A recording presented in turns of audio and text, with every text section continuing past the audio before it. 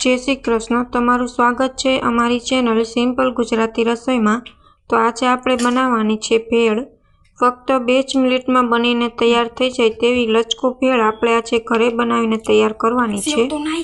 तमे बजारमां के रेकड़ी पर जेवी भेळ खाओ छो तेवी टेस्टी भेळ आज आपणे घरे बनावीने तैयार करवानी छे।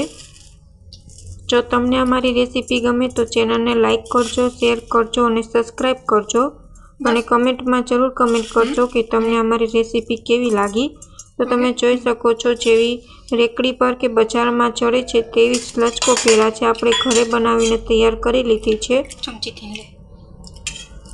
તો આવી જ ભેળ આપણે બનાવવાનું શરૂ કરીએ। તો સૌથી પહેલાં અહીં મેં ચેવડો છે તે લઈ લીધો છે ભેળ બનાવવા માટે। આપણે ગુજરાતીઓના ઘરમાં સામાન્ય રીતે ચેવડો તો હોય જ છે અને જો આ ચેવડાની રેસીપી તમારે જોતી હોય તો કમેન્ટમાં જરૂર કમેન્ટ કરજો તો ચેવડાની રેસીપી પણ આપશું। હવે અહીં મેં ભેળમાં નાખવા માટે ટમેટા, ડુંગળી, સેવ અને ચવાણું છે તે લઈ લીધું છે। તમારે બીજું પણ ભેળમાં કંઈ વસ્તુ એડ કરવી હોય તો તે પણ તમે લઈ શકો છો। હવે ચેવડો લઈ લીધો છે। હવે તેમાં આપણે ટમેટું કાપેલ છે તે એડ કરી દેશું। ડુંગળી છે તે એડ કરી દેશું। આ ભેળ ફક્ત 2 જ મિનિટમાં બનીને તૈયાર થઈ જાય છે। ચવાણું છે તે એડ કરી દેશું। સિંગ એડ કરી દેશું। તમારે જો આમાં કોઈ બાલાજીની બીજી વસ્તુ વેફર કે સિંગ, ભજીયા, ચણાની દાળ તેવું એડ કરવું હોય તો તે પણ તમે કરી શકો છો। હવે આપણે તેમાં 1 ચમચી મોટી ચમચી જેટલું ધાણા જીરું પાવડર એડ કરશું, 2 ચમચી જેટલું લાલ મરચું પાવડર એડ કરશું અને સ્વાદ પ્રમાણે મીઠું એડ કરી દેશું। હવે સારી રીતના હાથની મદદથી આપણે ભેળને છે તે હલાવી લેશું।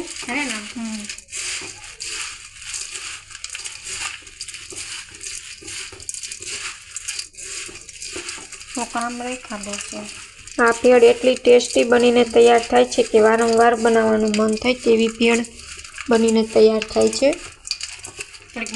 હવે સારી રીતના ભેળ છે આપણે મિક્સ કરી લીધી છે। હવે આપણે ઉપરથી આપણે લીંબુ એડ કરી દઈશું, લીંબુનો રસ।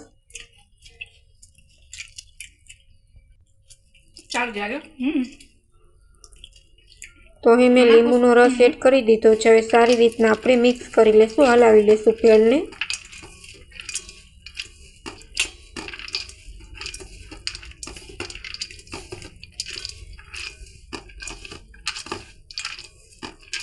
તો જેવી લારી પર ચડે છે તેવી જ ભેળ ઘરે બનીને તૈયાર થઈ ગઈ છે।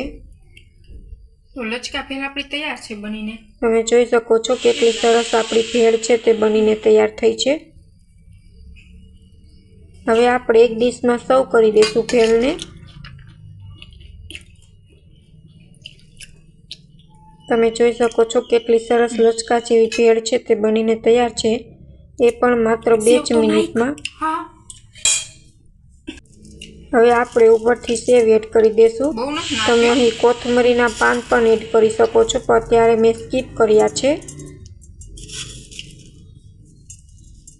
બસ okay.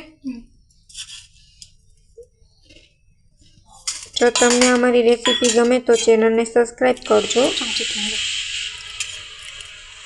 Thank you for my watching video.